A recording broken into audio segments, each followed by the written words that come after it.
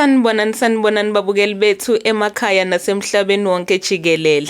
Ngiyanamukela ohlelweni lethu lwe-Secrets Exposed. Uma usasemusha la ekhaya, please do not forget to subscribe, like, share and hit the notification bell for more educating videos. Do not forget to mention kwi-comment section ukuthi nibukela nikuphi. Namhlanje sibhalelwe ubhodi ohlangabezane nesifo esithile emva kokuthi alale nonkosikazi kaTikoloshi. Donsa isitulo, hlala phansi, ungiphe indlebe ngoba indaba yanamhlanje izokushiya ubambe owangezansi. Asingeneni ngqo endabeni yethu yanamhlanje. Sawubona sisi, ngingumuntu ohlala ephathekile emzimbeni, angiphilanga neze. Ngiqale ukugula eminyakeni emibili endlule. Ngikhule ngiwumfana obengathandi amantombazane. Ukukhulela esontweni kwangenza ngakholelwa ukuthi umuntu akahambi elala nezintombi engashadile. Umzimba esiunikwe nguThixo kumele siwuphathe kahle ngoba uyithempeli likaNkulunkulu. Ekukhuleni kwami bengihlezi ngithandazela umfazi ozongihlonipha angithandi, umfazi olitshitshi, emaziyo uNkulunkulu, emkhonzayo ngokuphelele. Ngangifuna umuntu esazizohamba sonke esontweni sikhule ndawonye. Sithandaze ndawonye futhi sakhe umndeni osekelwe uNkulunkulu. Abangani bami benokubukisa ngami bethi anginayo intombi, bethi itshitshi ngizolithola kuphi esikhathini samanje. Mina nganginalo ithemba elokuthi uNkulunkulu wayezosigcwalisa izifiso zami. Ngafunda ngaze ngayoqeda ecollege ngingakaze ngilale nomuntu wesifazane. Bengiziphethe kahle, ngingafuni lutho olungcolisa umzimba wami. Ngashesha ngathola umsebenzi ngenkathi ngiphuma ecollege. Uyazi uma umesaba uJehova zonke izinto zikuhambela kahle. Uyayivula iminyango nalapho okungangeneki khona uyakuvulela uNkulunkulu. Ngaleso sikhathi ngangibona sengathi impilo yami yayiqala ukuma kahle. Nganginomsebenzi, ngangisigcinile nasezimisweni zami, futhi engangikufisa kakhulu kwakuwukuthola umuntu engangizoshada naye. Intombi yami eyagcina isiwumfazi wami ngayithola eTexini ngibuya emsebenzini. Mawuyibhekile ibiyintombi enenhlonipho elungile. Into eyangenza ngiyithande kakhulu ukuthi sasikhonza isonto elilodwa. Kwakuhluka ngama-branch nje kuphela. Ngajabulela ukuthi ukholo lwethu lwalufana. Bengithi mhlawumbe uNkulunkulu usewuphendulile umthandazo wami. Ube umuntu othi uma sihlangene kube sengathi isikhathi sakhe silawulwa izimiso azifundile esontweni. Ubengasheshi avume izinto ayebona ukuthi zingaphambuka ezinkolweni zakhe. Uma ngifuna ukumhaka, wayengangivumeli ethi akafuni ukungcolisa umzimba kaNkulunkulu. Mina ngangikholelwa kuye ngoba sasikhule ngaleyo nto esontweni. Yayisifikile intombi engangiyithandazela empilweni yami. Ngangilokhu ngiqoqelela izimali zamalobolo. Ngacela ukuthi ayongibuzela kubazali bakhe ukuthi bebengafuna izinkomo eziwungaki. Ubabazala wathi ngoba eyitshitshi bebezofuna ezi10. Kimi kwakungeyona inkinga. Ngangizimisele ukwenza noma yini kumuntu engangimthanda. Ngathi sengifuna ukulobola ngakhuluma nomfundisi wethu. Umfundisi wahamba wayofikisa izwi kubazali bentombi yami.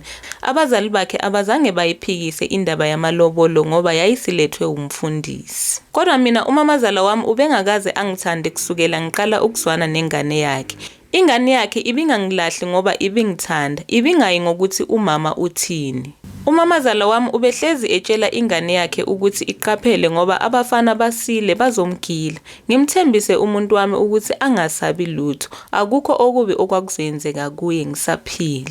Mina ngangingaboni intombi kuye, ngangibona umfazi. Indlela yakhe yokuziphatha ibingenza ngimthande kakhulu. Iyodwa into ebingikhathaza ngaye umuntu wami. Ube ngumuntu ofundile eneziqu, kodwa ubehleli ekhaya engasebenzi, engafuni ukumaketha. Ngike ngamzamela umsebenzi kodwa akavumanga ukuyosebenza. Ngangingafuni ukuthi asebenze ngoba ngifuna imali yakhe. Cha, mina ngangifuna akwazi ukuzimela empilweni. Ngangifuna ukuthi uma uNkulunkulu esesibusise ngomshado kungabe umthwalo wami ngedwa ukondla ingane nomndeni. Ngangifuna sakhe impilo sobabili. Ngajabula mhla ngilobola intombi yami yaba unkosikazi wami ngokusemthethweni. Sonke sasijabulile, sesizoqala impilo entsha.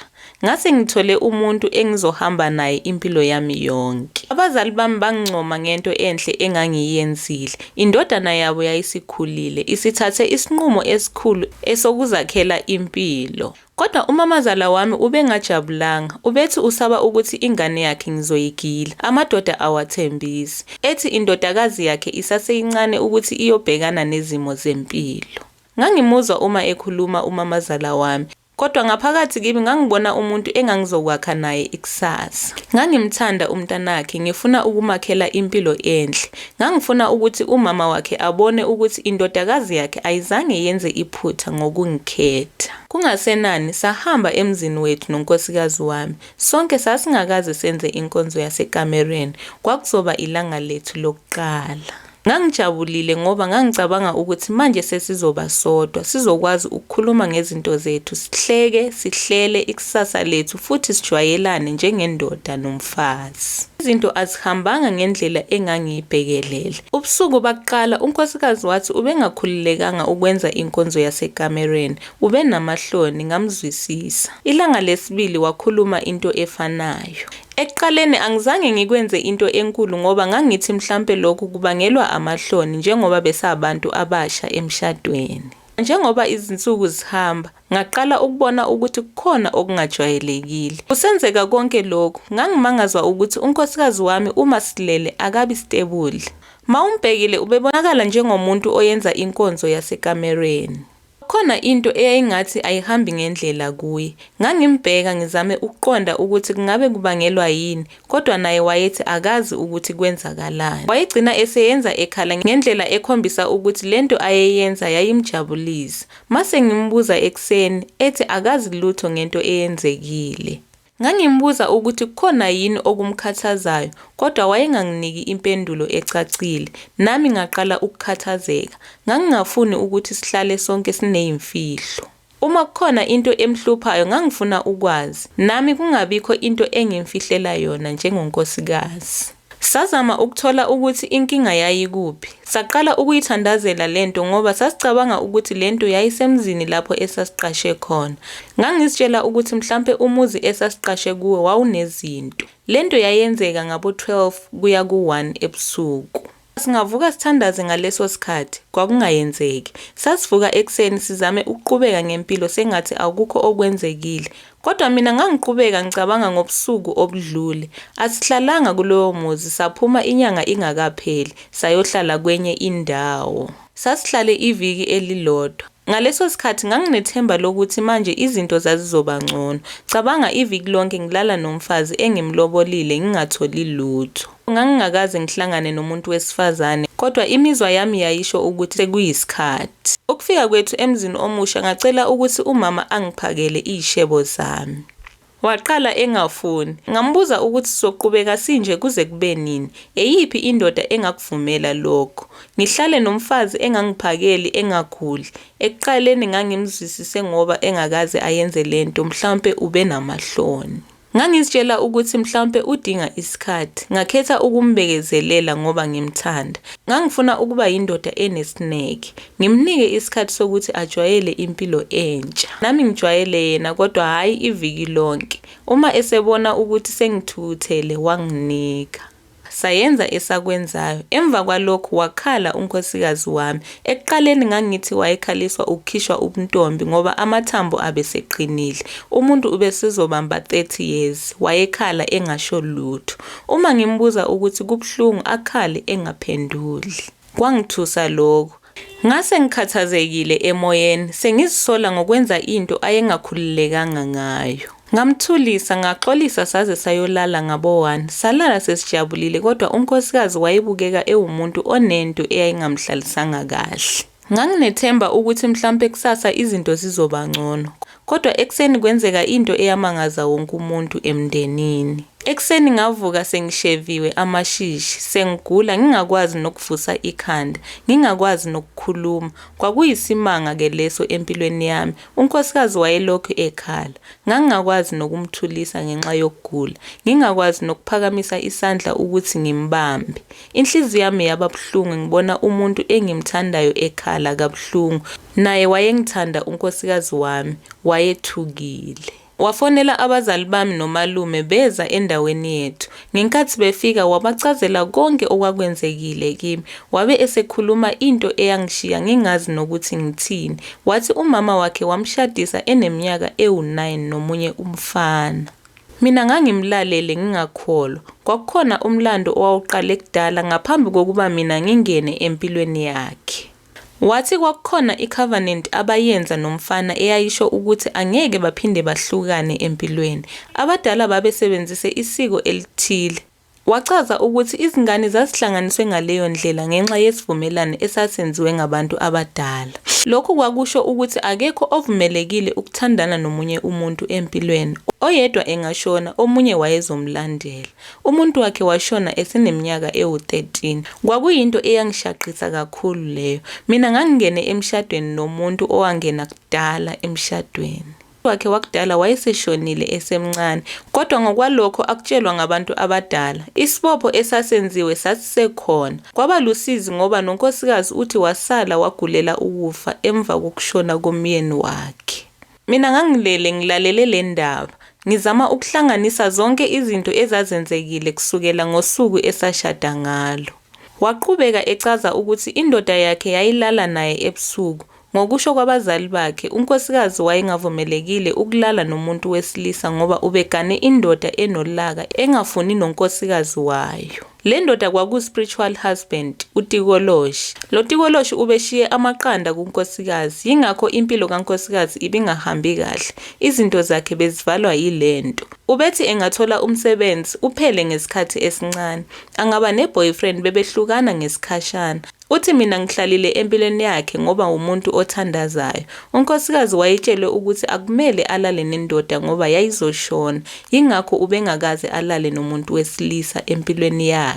Abazali bami bambuza ukuthi pho ubevumelani ukulotsholwa yimi azi kahle ukuthi ushade ngenye indoda. Wathi bekungasona isifiso sakhe ukungabi nendoda empilweni yakhe. Ubefisa ukugana kodwa isinqumo esenziwa umamakhe isona ebesimbuyisela emuva. Wagcizelela wathi uyangithanda, angeke angilahle empilweni, uzoma nami empilweni. Ngamangala ngizwa lawo magama ukuthi kungani esho lokho eshade ngenye indoda. Ngangene emshadweni ngicabanga ukuthi ngilungiselela mina nomkami ikusasa elihle. Kodwa ngangizwa ukuthi kukhona indaba eyayiqale kudala ngaphambi kokuba ngimazi. Ngambheka umkami wayekhala kodwa wayeloku ethi uyangithanda futhi akafuni ukungilahla. Ngaphakathi kimi nganginemibuzo eminingi. Ukuziphatha kwami engangikwenzile, imali zami ngizoshada umfazi kaTikoloshi. Into eyangisabisa kakhulu kwakugula kwami okwenzeka emva kwalobo busuku. Isimanga amashishi wami abengekho, angiwatholanga. Ukuthi ayethathwe ubani angazi, mhlambe kwakuyile ndoda eyashona kudala. Abazali bami nabo bebengazi ukuthi bathini. Ngangisamthanda umkami, lokhu kwakungashintshi. Kodwa uthando lwami lwaseluhambisana nokwesaba nemibuzo. Ngase ngizibuza ukuthi ngizokwazi yini ukuqhubeka ngalomshado. Okuphi okunye ayekufihlile. Umuntu aze abe nesibindi sokufihla into engaka. Ngangasamthembi umkami. Umshado engangicabanga ukuthi wawuyinjabulo nesibusiso kimi, wawusungenze ngagula. Ngemva kokuba umkami eseqedile ukungicazela konke, kwathula endlini, akekho owayekhuluma. Ubaba wami wayebheke phansi, umalume wayehleli ebambe ikhanda. Mina ngangibheke umkami. Kwakunzima ukwamukela konke ayesanda kukusho. Ngangimlobole ngoba ngangimthanda. Lo mlando ngangingawutholi kahle. Umkami wayengakaze angitshele ukuthi esemncane wayehlelwe yilezi zinto. Ngangingamsoli ngoba akazenzanga. Wayesemncane engazi lutho. Umalume wambuza ukuthi kungani engazange aphumele obala ngaphambi kokuba ngimlobole. Wathula isikhashana wabe esethi bengisaba ukuthi uzongishiya. Wayengafuni ukulahlekelwa yimi. Wayefuna ukushada abe nomuzi wakhe. Kodwa wayevinjwa ilento yokuthi kusukela esemncane wayelokhu etshelwa ukuthi akumele abe nobudlelwane nomunye umuntu. Nokuthi umuntu ayeboshwe naye wayeseyingxenye yempilo yakhe. Kodwa njengoba ekhula yena wayengasafuni ukuphila ngaleyo ndlela. Wayefuna ukuba umuntu ozikhethela ikusasa lakhe. Ngacabanga isimo engangikuso ngiguliswa into engayazi. Ngangingakaze ngigule kanje empilweni yami. Ngangivuke ekseni ngingenawo amandla, ngingakwazi nokuphakamisa ikhanda kahle. Umzimba wonke ubuhlungu. Ngaya ukuyohlolwa. Umuntu owayengisebenza washo ukuba lento eyayingishayile uma ngingaqhubeka nomfazi wayo yayizongibulala. Wathi nalamaqanda ewabekele kusibeletho sikankosikazi ayenobungozi. Unkosikazi wayeloku ekhala. Ngathandazelwa nganikwa iziwasho neminye imithi ukuthi ngigeze. Unkosikazi naye wanikwa uvimbela namakhandlela abovu. Kwathiwa sikusebenzise ngaphambi kokuthi silale. Sasitshelwa nokuthi sifake igarlic ngaphansi komqamelo uma silala. Sabuyela endlini sengingconywana sengikwazi ukukhuluma. Unkosikazi wayengafuni ukuthi umlando wakhe uphinde ulawule impilo yakhe. Lokho kwanginika amandla wokuthi ngiqhubeke naye. Ngoba nami ngangifuna into efanayo. Saqala nokuthandaza ndawonye. Kwaphela inyanga ngihleli endlini. Ngize ngabuyela emsebenzini inyanga isiphelile. Inyanga eyayisiza yasethi singayenzi inkonzo yasekamereni akwazi ukususa lamaqanda kuqala ayifakwe kunkosikazi. Unkosikazi wami wayenganayo inhloso yokungilimaza. Wahlala nami ngigula enginika usizo olufanele. Inkinga esenginayo kusukela ngihlangana nonkosikazi ukuthi induku ayisavuki. Ngingazi ngizame njani ukumdlalisa. Lento yangishaya yangishiya sengikhubazekile ngaleyo ndlela. Angazi sengiyiphuze kangaki imbiza kungalungi. Sinokubukela amavideo wephono sinethemba lokuthi ngizovukelwa kuyala. Nginokufikelwa umoya wokufuna ukuzintshontsha ngaphandle. Ngifuna ukubona uma lizovuka komunye umuntu. Enye inkinga engibhekene nayo ukuthi ngiyakhohlwa izinto. Lento yangishaya nasekhanda. Kwesinye isikhathi ngivuka ngisemathuneni ngihlele nje ngingenzi lutho. Ngisuka ngingazi ukuthi ngifike kanjani lapho ngoba alikho ilanga engike ngalala ngingekho endlini. Sengigule kakhulu. U2 years wami emshadweni ungiphilise impilo ebuhlungu. Ngisaba ukuthi ngizogcina ngilahlekelwa umsebenzi uma ngiqhubeka kanje. Kwesinye isikhathi ngiyakhohlwa ukwenza umsebenzi ngoba ngikhohlwa nezinto ezibalekile. Kwesinye isikhathi ngifika late emsebenzini uma ngivuke ngisemathuneni. Mhlambe umamazala wami wayengafuni ngishade nendodakazi yakhe kuyindlela yokungivikela noma khona ayekuthola ngokushadisa ingane yakhe nomuntu ofile. Into engayazi ukuthi le spiritual husband isangilwisa noma yangishaya kanye konakala. Ngiyabonga sisi ngokufunda indaba yami. Ngizolandela ama-comments. Babukeli, this marks the end of our confession. Indaba yanamhlanje ayilula, ibuhlungu, iyadabukisa. Uma le ndaba ikuthintile, ngizocela usibhalele ku-comment section sizwe ukuthi umbono wakho uthini. Kubhudi osibhalele le confession, sengathi uNkulunkulu angakunika amandla uphole, ukwazi ukuqhubekela phambili ngempilo. Please do not forget to subscribe, like, share and hit the notification bell for more educating videos. Thank you so much guys for watching. Nginithanda isidudla.